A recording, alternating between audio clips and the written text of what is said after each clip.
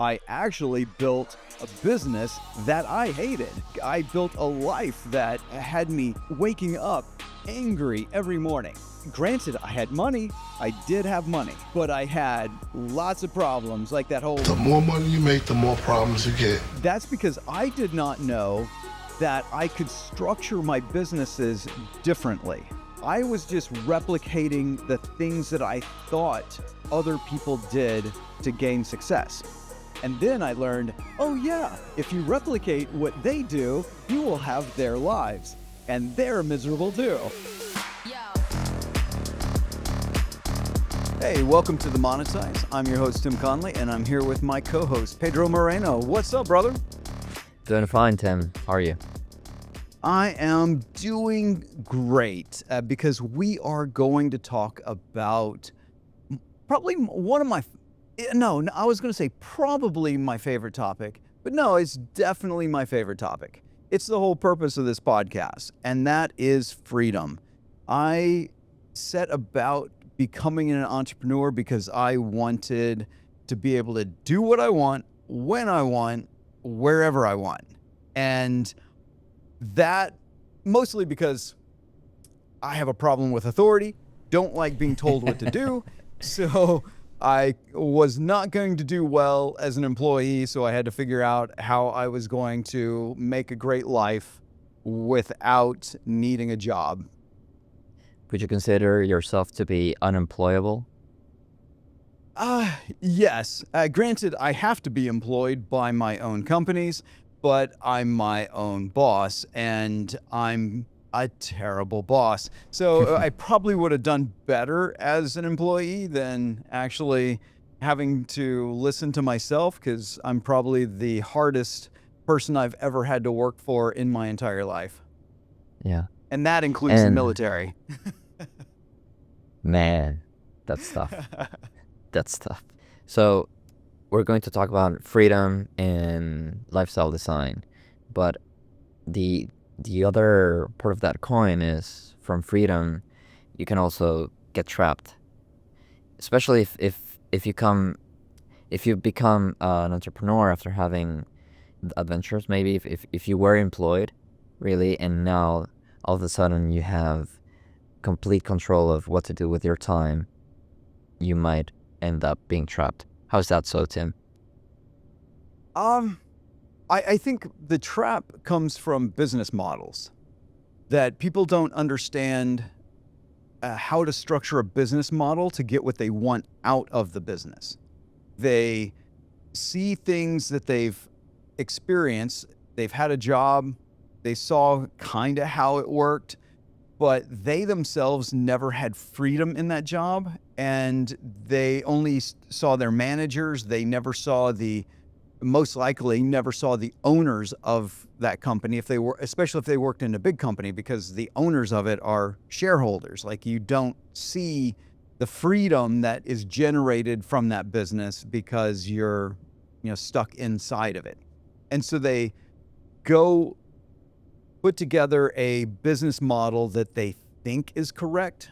It's like, what's the old saying? Monkey see, monkey do, right? I saw this and I'm just going to try to replicate it. And that gets more people stuck inside their business than anything else. Then people who have a good business model but don't understand how to make a profitable business end up really trapped, because then they start serving their business, where the business needs a lot of love and attention and blood, sweat, and tears, and they are giving everything, and even not to the point of not taking a salary, and even worse, taking their savings and putting it into the business to keep the business going.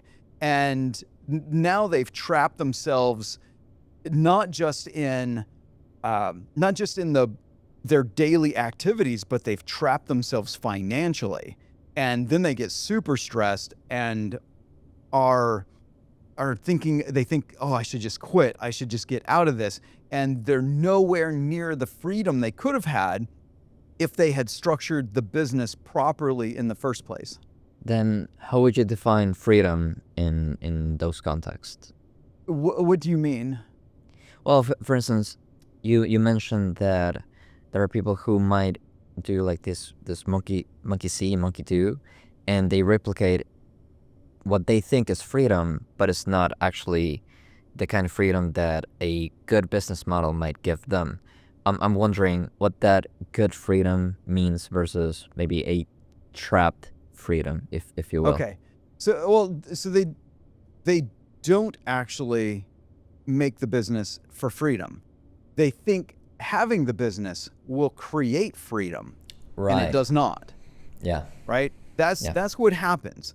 They have this idea: if I have a business, if I don't have a job, if I'm not, going and working for the man and making him rich while I struggle and all that, so I'm going to start my own business and I'll be free. No, no, you won't. You will have as many bosses as you have customers. You will have employees. Eventually, you will have employees who demand of your time, who need your attention. And in a lot of cases, they have more legal rights than you do because you've got to pay them, and you may have to not pay yourself so that you can pay your employees, or you're going to get sued and the government's going to come in and make your life really miserable.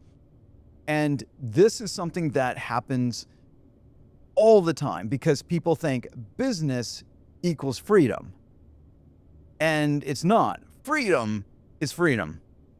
A business is one of the best vehicles for gaining freedom if you design the business correctly to give you the life that you really want.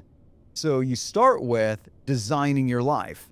And a lot of people think, lifestyle design, that's so cliche because it's been inundated in everybody's lives since like 2007 when the 4-hour work week came out, and that phrase became ubiquitous. It was everywhere. So if people think it's cliche, but it's a requirement it's a requirement to gain freedom, is you have to be able to know what freedom means to you to be able to get it. And what did it mean to you when you first started? What did freedom mean to me was that I had a sort of a petulant child vision of what freedom was. You can't tell me what to do. And that was my path to doing my own thing. And it was not a mature approach to gaining freedom because I did not get freedom. I actually built a business that I hated. Like, I built a life that just had me waking up angry every morning because I had to deal with a bunch of customers that were driving me crazy. I had to deal with a bunch of employees. I had all these issues. And granted, I had money. I did have money. But I had lots of problems, like that whole mo money, mo problems. That's what I had. And that's because I did not know that I could structure my businesses differently. I was just replicating the things that I thought other people did to gain success. And then I learned, oh yeah, if you replicate what they do, you will have their lives, and they're miserable too. So, what did you do differently? Well, the first thing I did was I moved at a time when technology was getting better. And I moved from where I was in the Pacific Northwest down to Arizona. And I had all my agency clients and everything were still in the Pacific Northwest. And I told them, no more in-person meetings. We are only going to meet on Skype. Actually, pre-Skype, I think I had WebEx or something like that. So basically, what we're doing right now, you and I talking to each other, but in a very rudimentary form. And it wasn't very good, but it was what my clients were going to get. So I I essentially discovered laws. I said, this is law number 1. We are never meeting in person ever again. Not going to happen. I am going to separate my work from a location. Now, and that became coined in the lifestyle design world as location independence. I didn't know, it was not that at the time I did this in 2004. There was no such thing as location independence. I just said, I'm breaking free. So beginning of 2004, I quit. I'm not doing office stuff ever again. And that was when I started to see a shift. Like, it took me several more years. It really took me about 4 more years to figure out the different pieces that equaled freedom for myself. Because I spent another 4 years building 2 businesses at the same time and driving myself crazy because I wasn't implementing rules in every one of the businesses.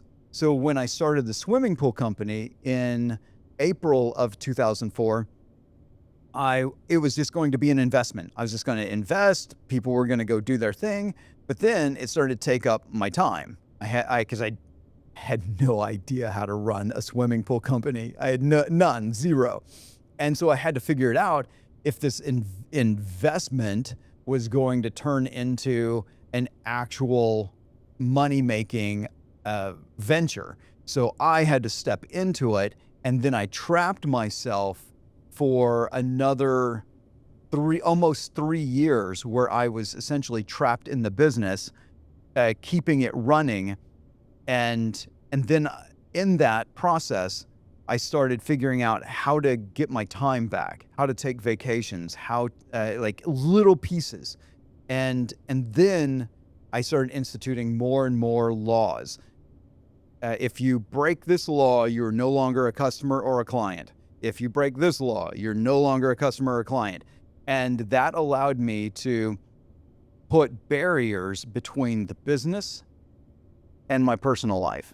Yeah, one thing that I saw one time while I was an editor for a podcast on e-commerce brands, it was that it was an interview with this woman who managed like a TikTok influencer agency, something like that, and she went deep into her rules, her laws, if you will, and she was detailing that she worked from like 10 a.m. to maybe 4 to 5 p.m.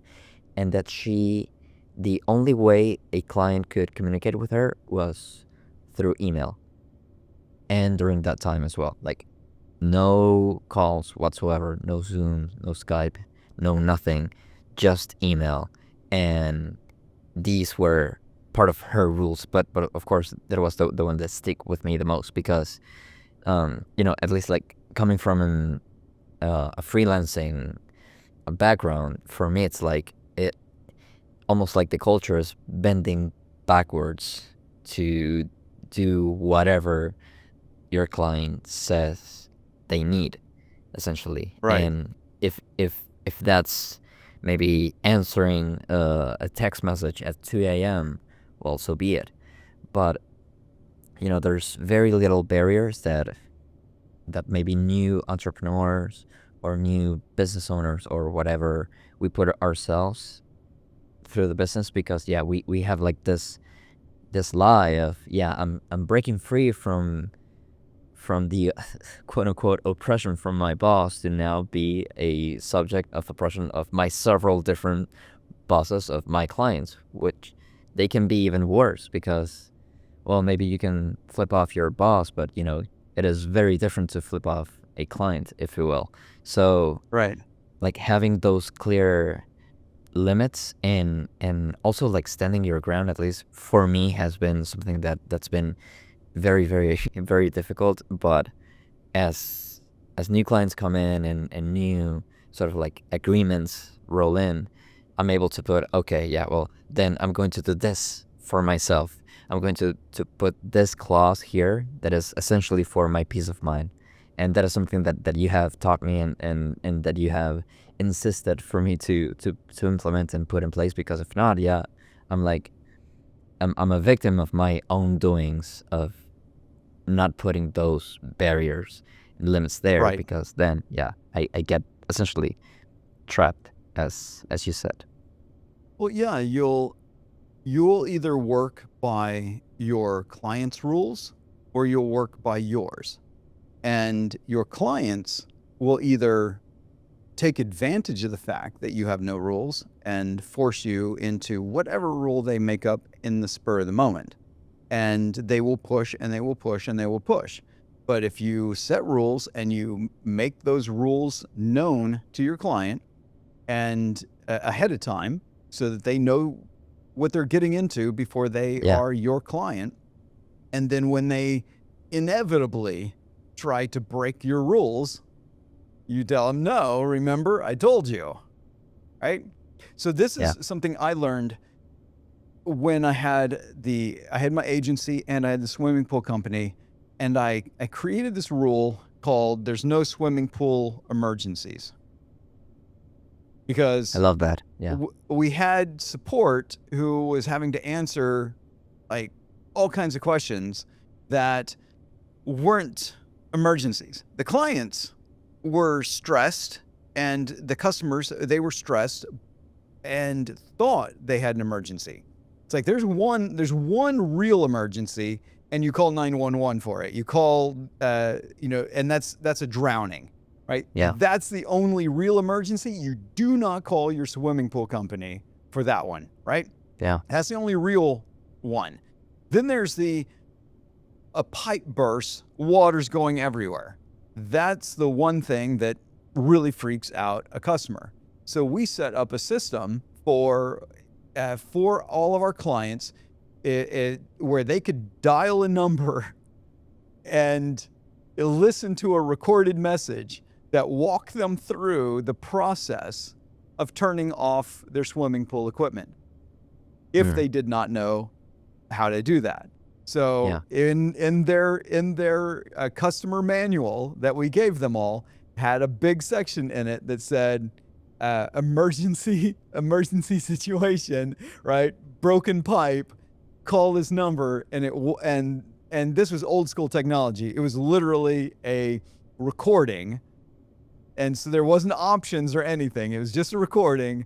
And you listen to the thing saying, here's how you go turn off your equipment so it doesn't turn back on and spray water everywhere. That lesson, I took that to the agency. There are no such things as marketing emergencies. Yeah. And putting that into the mind of the clients, that there's no such thing as a marketing emergency. There's no reason you need to call us after work hours, right? Because it doesn't exist. If it's an actual emergency, you call the authorities, right? That's it. And by instituting those policies, I started gaining more freedom, because you don't realize, even if your clients barely ever bug you, if your customers barely ever bother you, you don't realize how much it drags on you. Because I couldn't take a long trip because I loved traveling the world, but I couldn't take a long trip because one of my businesses was going to have some major problem happen. Either the agency was going to have a problem or the swimming pool company was going to have a problem. And I was locked in, like, oh, I could go take a 1-week vacation, but I couldn't fly to the other side of the world and spend a month or 2 months hanging out in some new place I'd never been. I could not do that because technology did not allow me to run my company from the middle of nowhere on the other side of the planet at that time. So I had to start creating all these other rules, and those rules started giving me the air to breathe, the ability to go, oh, there's not going to be an emergency. There's not going to be a problem, because I've structured the businesses so that they don't shift problems to me.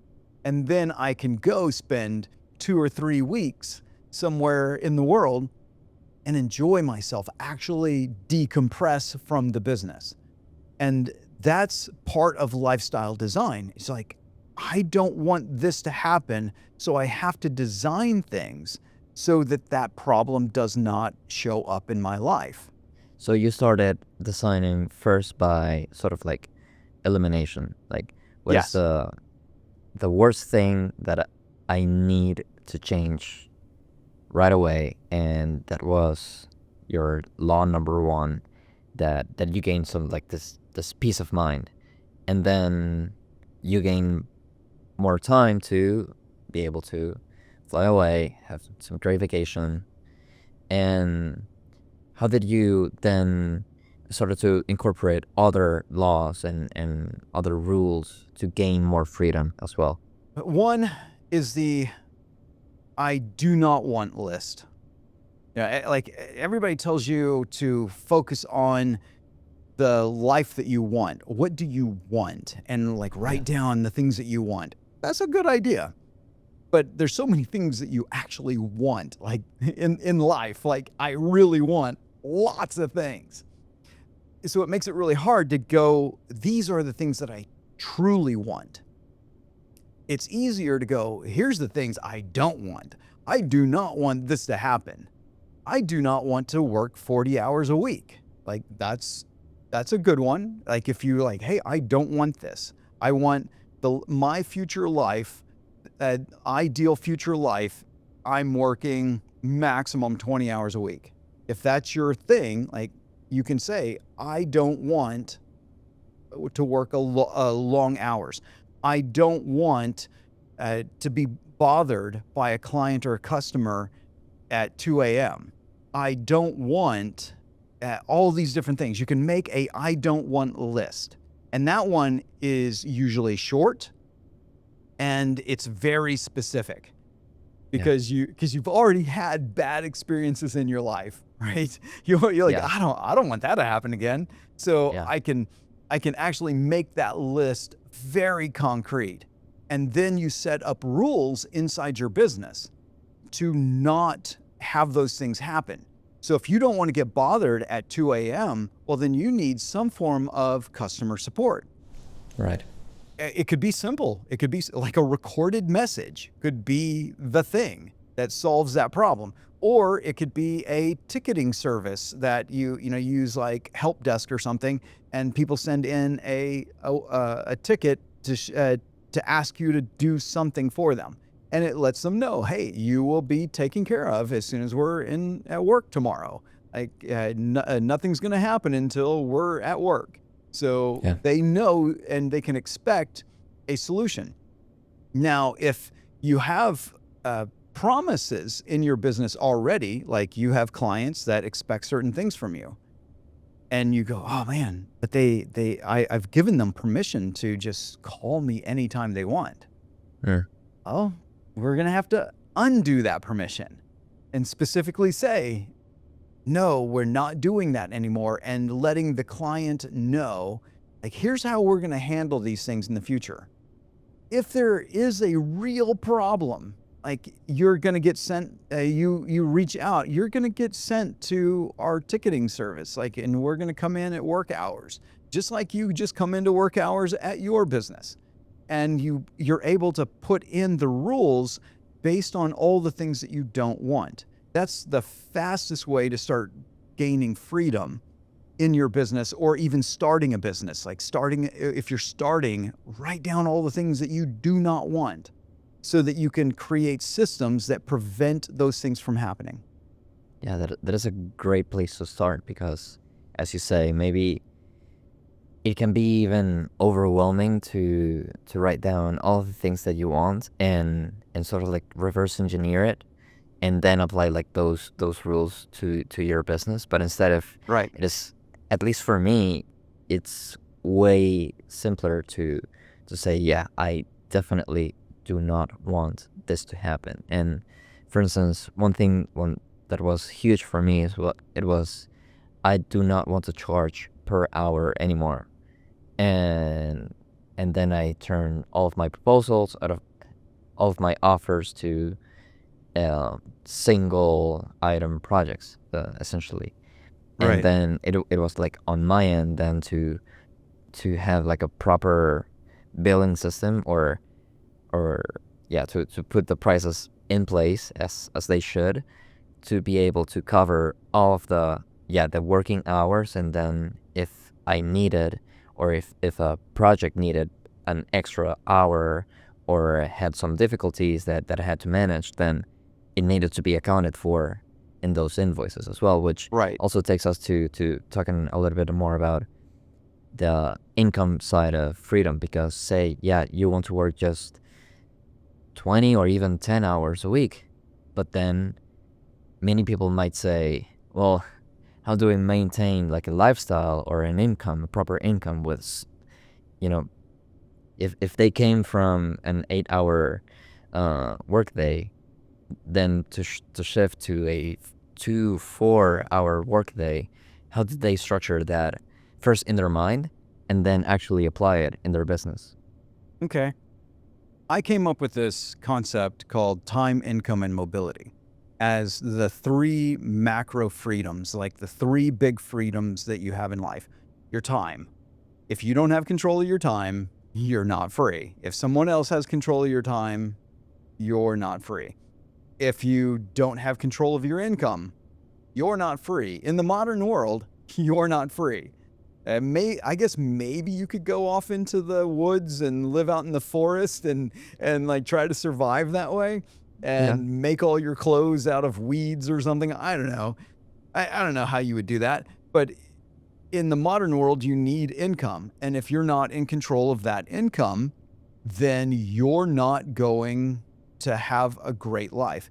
And then the final one being mobility isn't to a lot of people that one's not very important. They don't think, at least they don't think it's very important, because they're like, well, my kids are in school and I don't need to go anywhere. We don't go on vacations until the school holidays or the summer vacation for our kids. That's when we have our free time.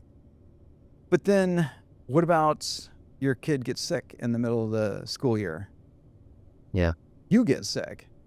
Do you have the freedom to still make money and have the time to be able to take that time off? Or do you have to still go into the office? If a family member gets sick, they're on the other side of the country. Yeah. Can you hop on a plane and go there and maybe still take customer calls or do your job, make sure products go out the door, manage your team, even though you're on the other side of the country dealing with a family issue? Because these things come up a lot. They come up a lot in life. And a lot of people don't have control of those three freedoms. And so that's when I came up with that idea, I had really started structuring my life. This is what having time freedom meant to me. Here's what income freedom meant to me, which is typically a minimum number. At the time I came up with this, like a minimum number for the year was going to be $100,000. That was like, if I hit $100,000, anything above that is just icing on the cake. And then I figured out for another time, a little tangent here, figuring out how I was able to figure out how to get $100,000 in the door within the first couple of months of the year, so that then the rest of the year was just all cherries on the Sunday, Nice. right? Yeah. That's a different topic. But then mobility, I liked traveling. And one of the things I learned was I needed to separate myself from my business to be able to travel the way I wish to travel. Because when I get jet lag, like terrible jet lag. But I like going to the other side of the planet. And I'm in a messed up time zone. It takes me typically 5 days before Wow. I start Oof. feeling normal Right. when I get there, right? Yeah. So then, and I've just traveled 24 hours to get to some place on the other side of the world, and now I've got 5 days where I feel terrible. and then I want to enjoy my time there. So I would always stay at least 1 month, at least 30 days on on a trip. So I had to be able to run my company in a way that allowed for me to have those trips. And to deal with the fact that I had jet lag and everything, I had to be able to structure my business to fit my my ability to go anywhere whenever I wanted to. Right? So if you look at, like, what does time freedom mean to me? What does income freedom mean to me? What amount is freedom? Like, can I buy my lifestyle? Like, that's a better way of saying it. Can I buy the lifestyle I desire in a way that does not lock me into a specific location or lock me into a specific amount of time to get that income? Like, if you can structure that, then mobility, what does that mean to me? Oh, do I have the ability to just show up somewhere? Like, and my buddy is having a wedding. Okay, great. I'm gonna go. Like, I can. Like, I don't have to ask permission from anyone. I can just buy a plane ticket and go. Right? Because I have the income freedom, I've got the time freedom, and I don't have to be sitting in an office to earn my income. I don't have to be somewhere specific. And I figured out how to do a lot of that even when I had a swimming pool company, which was in a specific location. All the customers, everything happened in a specific location, and I could still take lots of trips. Because I took 13 weeks off in the last 2 years that I owned the swimming pool company. I was able to take 13 weeks off every year. Wow, that's a ton. Yeah, And yeah. how did you go about structuring that business? And because in my mind, it's easier to maybe your coaching business to structure it in a way where, you have all of these freedoms, of course. Yep. But now, if there's someone who has a business like your swimming pool one, how does that structure look like? It's a lot easier than a lot of people think. A friend of mine, Neil Parak, he's got a company called want.This, MAID, want.This. It's a maid service, right? That does housekeeping.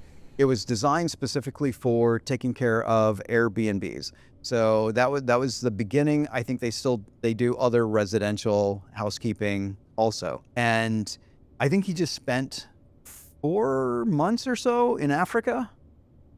And Wow. he's got these a maid service. He's in Los Angeles.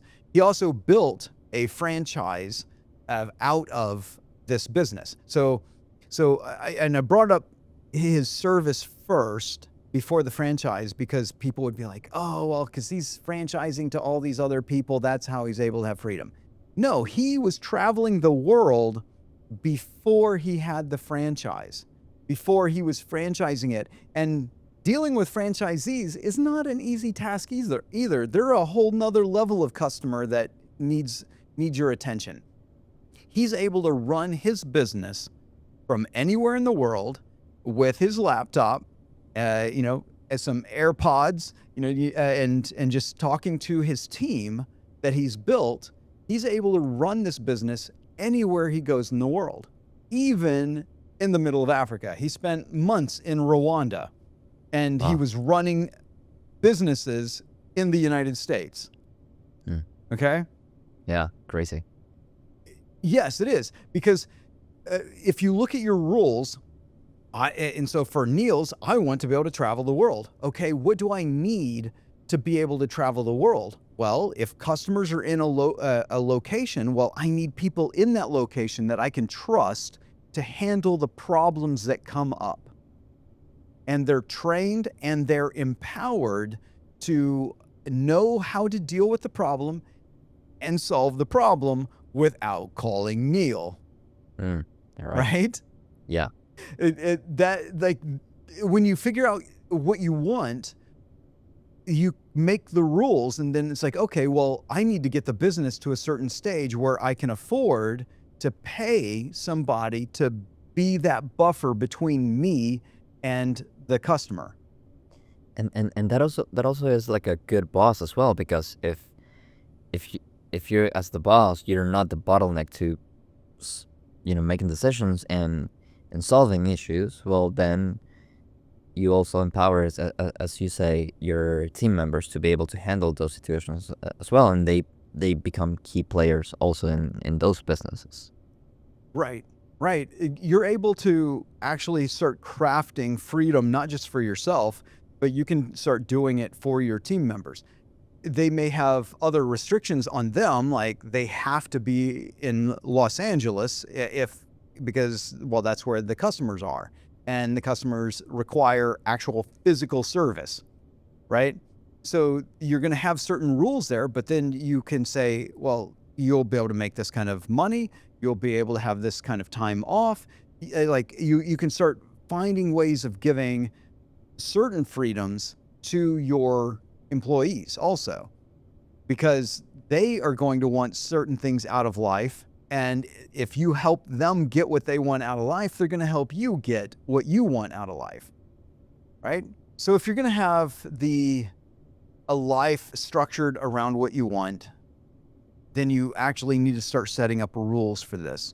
For me, because I have now a coaching business, I've had this lifestyle and this structure since I think 2014, the beginning of 2014. I told all my clients, here's my rules. We're not doing every other week coaching. We're not doing weekly coaching. Business coaching only happens on the first week and third week of the month. That's it. Never another day.